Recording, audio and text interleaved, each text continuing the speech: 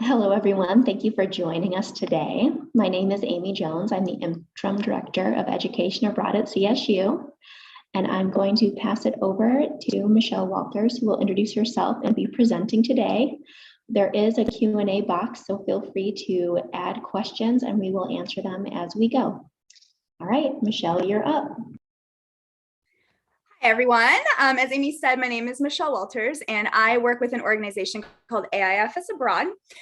We do study abroad programs and internship opportunities throughout the world, but today I am going to be specifically talking about our multi-destination programs, which I think are really unique and vary from a lot of study abroad programs that you'll see. For those of you who are watching live or are watching this recording later, you can grab my email address right here. I'll show it a couple of times, so you can email me any questions that you may have as you are trying to figure out the study abroad process. So very quickly, just a short overview about AIFS, because I know that there are so many different organizations that you're probably looking at. But AIFS is a study abroad program that's been around since the 60s. We were founded by a gentleman over in London, and have since sent almost 2 million students abroad throughout the years. So we are one of the largest cultural exchange organizations around the world. And I am also an alum of AIFS. When I was an undergrad, I studied abroad at the University of Limerick during the spring semester of my junior year. Now, I always like to really start out my presentations just talking a little bit about the why of study abroad, especially if you're just trying to figure it out right now. There are so many different reasons why you should consider going abroad. I think after this year, we all recognize how important it is to be out there and see the world and be connected with people from different cultures and different countries. And I hope that, we've all gained an appreciation for it post this past 18 months, I guess. But it is an opportunity that will help you both personally and professionally. So you can put your experience on your resume. You can utilize it in grad school apps, especially with the multi-destination programs. They are a taste of international experiences, and because each of them are themed, you can really focus on what you want to do professionally after you graduate. But also, going abroad is just a lot of fun as well. So before I delve into the study and travel programs, I do want to just give you a quick overview of where the other locations that we offer. So we have programs that are offered during the summer, semester, full year, J term. Some are as short as 2 weeks, some are as long, obviously, if you're going to go for a full year, but you can kind of see the range of where we're located. So we got programs from Argentina all the way down to Spain and Russia. And thankfully, with all of our programs, there are no specific language requirements. So if you don't speak Russian or if you don't speak Portuguese, you can still easily go on any of our programs. Our study and travel multi-destination programs are all in English as well. So that makes crossing borders very much easier. So really right off the bat, what are multi-destination programs?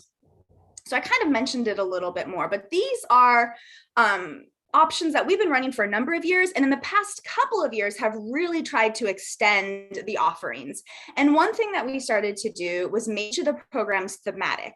So that basically means that every program has a specific course attached to it. So these programs are open to all different majors, and I will share a list with you in the next couple of minutes of what some of the themes are, but they are ways for you to kind of get a comparative education. So that's what's really neat about these is some of them are multi-country. So you're going to be going from Spain to Italy to London to Amsterdam, kind of all over. And then some of them are going to be multi-city. So there's a couple of programs in Australia where you're staying on the continent of Australia, but you're going to be traveling to different cities and getting different viewpoints from the different regions, which I also think is really, really interesting. I think you can kind of take a look at the US and see how massive and different just the regions of our country are. And so we try and utilize that across the world as well and help you give you pieces of what is available. these are all offered short term. So there's actually a little bit of a typo in the presentation, but they're offered during the summer, and then they're offered during the J term, which I know doesn't always work for CSU students, but some of them start right after the holidays and end fairly early on. So just check the dates on our website to see if there's anything that you're interested in if you want to do that winter type program. Every program is different though. So each program is going to offer a different itinerary. And they're going to have different visits and different courses. What's sort of neat about this program is it's a bit of a cohort experience, right? So you're going to be taught by 1 to 2 faculty members who are going to be traveling with you the entire time. And then you're going to have students from all across the US, and potentially some other international students as well may join. So over that, most of them are going to be about 3, maybe 4 weeks long. Over that span of time, you'll be traveling with the same folks, getting to know them, getting to hear their experiences, along with learning about the local culture and country that you're traveling through. Each program also offers a tour manager who will be there kind of organizing all of the outside of class activities. They're there to support the faculty member and then to support all of you as well. Most of those folks are local or based in our London office. The other thing I think that's really neat about these programs is that they are very experiential. So we try and make it as hands-on as possible and use the city that you're located in at that point very much as your classroom. So you're not necessarily going to be sitting in, say, like a hotel ballroom taking notes on lectures most of the time. There will be some classwork like that, but we really do try and get you into the local facilities like schools or local NGOs, or depending on what the program is, meeting folks within that field, and just really trying to give you as much of an outside of the classroom experience as that we can. The great thing about these programs, though, are they are open to all different majors. So that you may have something that you're just personally interested in, and maybe you have some electives that you need to figure out, or maybe it's something for your minor. Because we have that flexibility, and then if you're planning ahead, it makes it a great way for you to still get credit for the course. You'll be working with the study abroad office as well as your academic advisors to really figure out and pinpoint what these courses will transfer back as. But they're also just a really great opportunity for you to develop personally. And like I mentioned before, the courses are all taught in English, so you don't have to worry about within the classroom worrying about speaking the language. So to give you an idea, this is our list of offerings for the summer of 2022. It's so crazy to be thinking about 2022 already, but it is almost here. And so these kind of give you just a taste of what the programs are. And if you go to our website, you'll be able to get the full itineraries, the course outline, kind of get a real feel and a taste for each of these programs. But like I mentioned, they're all thematic. And one thing that we've really started to do is we really wanted to kind of make these programs super creative, but also kind of fit within the mission of AIFS and kind of the goals that we have for our organizations as well as ourselves. So we're doing a lot more when it comes to activism. We're doing a lot more when it comes to social justice. We're also, looking really at what students are wanting to do. Especially, comparative healthcare, I think, is a huge one right now. The science of well-being, looking at how different cultures in different countries deal with mental health and with just self-care, things like that. And then really trying to tailor each program specifically to those themes. Our team in London is the team that kind of heads all of this up, and they are working so hard to make it as enriching as they possibly can. But head to our website and you can, like I said, you can see kind of all of the different opportunities that are out there. Most of these programs are going to be one course, so it will just be a 3-credit course that you would be taking. And just to give you an idea, this is our comparative education program.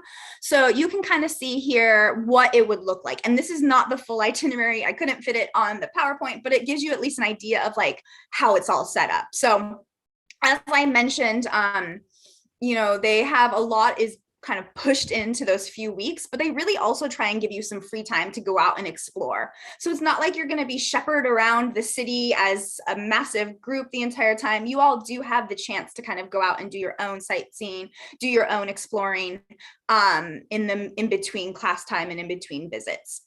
So you can kind of see here, you know, what it will look like. You tend to do class in the morning and then maybe a visit in the afternoon or vice versa. There's also study days that are implemented in each program, so it's not super overwhelming, hopefully. And then there's free afternoons that are, you know, kind of hooked in as well. But we try, you can kind of see there's a lot of guest lectures, there's a lot of in-person visits. I mean, if you are someone who is in the education field, what a great opportunity to get to go see what a classroom is like overseas in a few different countries. Most programs, depending on it, you probably stay 4 to 5 days, depending on, you know, each itinerary in each location. Some programs you'll be doing up to 10 days in different cities. So just kind of gives you a good, you know, balance of many different places to see. These programs are great if you're like, I don't 100% know where I want to study abroad, but I know that I'm studying this and I know that I want to see Europe, and these will give you a really great taste of that. So quickly, just what's included in this type of program. So pretty much all of your fees that you can kind of see on our website would include your housing. Most of the travel programs, they don't necessarily have homestays or you know, res halls. A lot of times you're staying in hotels or hostels just because you're moving around a bit. Some programs may, you know, have a short homestay available, but that's all kind of listed in each program. All of, you know, your social and cultural activities that are listed are included, as well as all of the field trips that are listed on the website. Any sort of visits that you may be doing that you see on the itinerary are also included as well. So round trip airfare, we do have group flights if you are interested. It's not officially included in the program fees, but any travel that is done on the program, so if you're going from London to Paris or Paris to Italy, those flights or trains or bus or whatever is all included in the program fees. Before you go, we do a lot of pre-departure orientation with you. We have advisors over in our Connecticut office who are working with all of our study abroad students before they go, helping you plan for visas if needed, helping you budget, helping you figure out, you know, all the extras that you may need, and just kind of supporting you throughout your entire process. Like I mentioned, once you do get abroad, you do have someone who is kind of facilitating the program who works with AIFS, and they're just making sure, you know, that if there's any health issues that pop up, any issues that you may have with academics throughout the program, cultural differences, cultural shock, all of that, they're there to support you. And then for this program, like I said, it is a 3-credit program that will transfer back to CSU, but you do need to work with your academic advisor and your study abroad office to figure out what that will actually transfer as, and then how you would go about that. So I'm going to play a very short video. Hopefully the sound works. Amy, pop in if it doesn't, but this will just give you a very quick overview of how the process is when it comes to applying.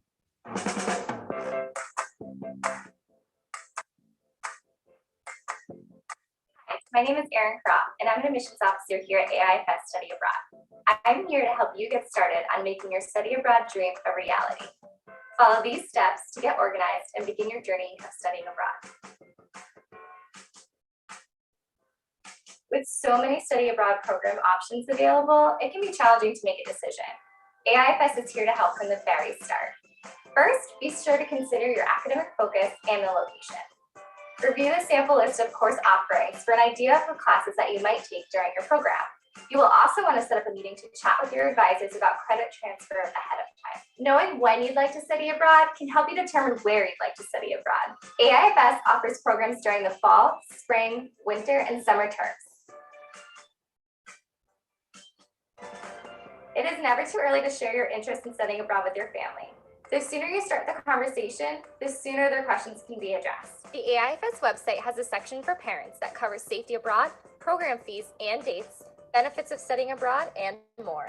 Find some time to sit down and chat with your family so that you can begin planning your study abroad journey. Make an appointment with your academic advisor to ensure that courses and credits are approved for transfer. It is important to be aware that your home university may have specific steps that they require you to follow on their side. If you're receiving financial aid, be sure to meet with the financial aid office on your home university's campus to see if the funds you are receiving are applicable to your semester abroad. Be on the lookout for scholarships and grants that you may be eligible for. Over 50% of participants receive financial support through AIFS in the form of scholarships and grants. Complete the online application for the study abroad program of your choice. This process has a few steps and does take some time to complete, so be sure to get started as soon as you are ready. Apply for or renew your passport as soon as possible. Your passport is absolutely essential to your trip abroad. It is vital that you read all of the information provided to you by your admissions officer, as you may need to apply for a student visa. Visit us at AIFSabroad.com for more information about our programs and to get started with the application process. We are here to answer all of your questions and to help you every step of the way. We look forward to working with you.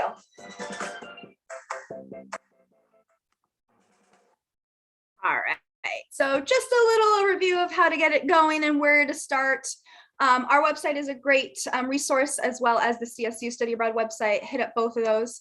And one thing I do want to talk about just before we end the presentation is scholarships and grants. So I know studying abroad can be financially overwhelming when you're kind of looking at it, but there is, like Erin said, a number of scholarships and grants available for our programs. And as she mentioned, over 50% of our students are receiving some sort of financial support from AIFS.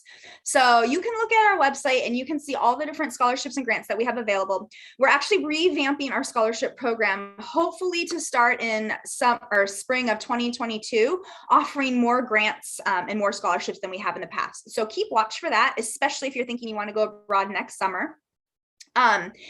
CSU is an affiliate school of AIFS, so you do automatically get a small semester grant or summer/J-term grant.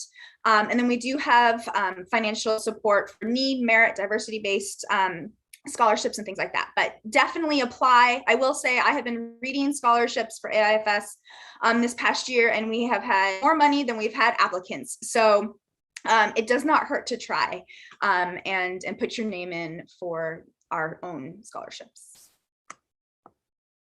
And here are a few other resources that may be helpful for you. One thing I do want to mention about the multi-destination, especially if they're multi-country programs, if you are looking into these for next summer, just keep watch of our website, of the State Department website, with border challenges, kind of changing all over the place.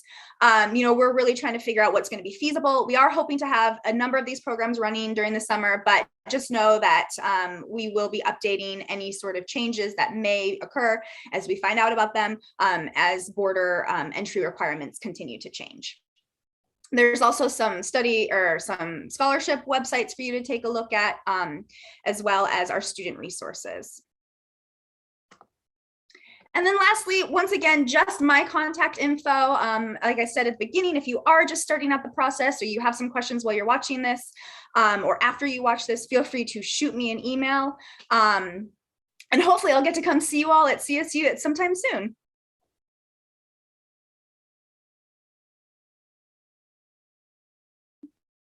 See, and if you want to pop any questions into the chat, also feel free to do that as well.